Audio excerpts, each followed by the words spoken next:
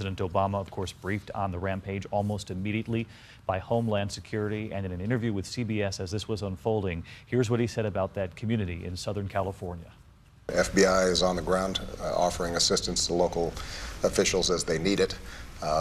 It does appear that there are going to be some casualties. And, obviously our hearts go out to the victims and the families. The one thing we do know is that we have a pattern now of mass shootings in this country that has no parallel anywhere else in the world.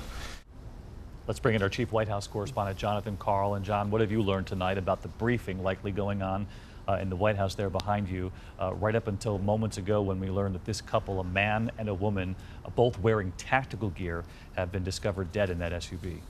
Well, David, the president's been getting regular briefings from Lisa Monaco. That's his top Homeland Security advisor. I am told by senior officials here that they are not ready to make any kind of a conclusion as to what the motive was, whether or not this was somehow tied to a larger terrorist plot or something more specific to that location in San Bernardino. But the president's been briefed multiple times tonight on this, and as you can imagine, is following this very closely. This is, if with 14 dead, would be the deadliest mass shooting here in the United States since the shooting at Sandy Hook Elementary School. And John, you and I both remember the president's visit to Sandy Hook not long afterward, and that auditorium filled with families choking back their tears as the president walked in. I wanted you to stick with us here because the president also said something else today that was eye-opening, talking about the no-fly list. This country is sadly very aware of what that is.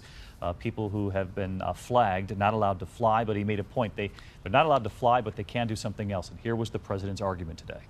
For those who are concerned about terrorism, some may be aware of the fact that we have a no-fly list where people can't get on planes, but those same people who we don't allow to fly could go into a store right now in the United States and buy a firearm, and there's nothing that we can do to stop them. Safe to say, is this a very frustrated White House tonight?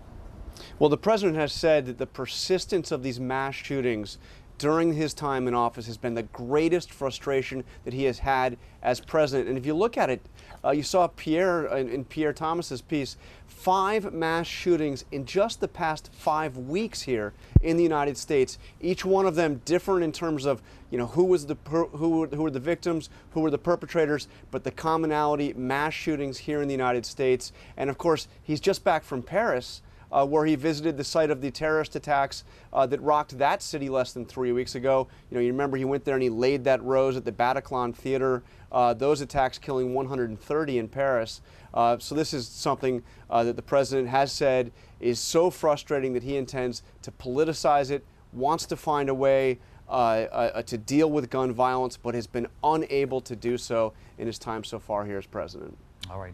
John Karl live at the White House, and we heard one relative today saying simply that this was crazy, that something needs to be done in this country.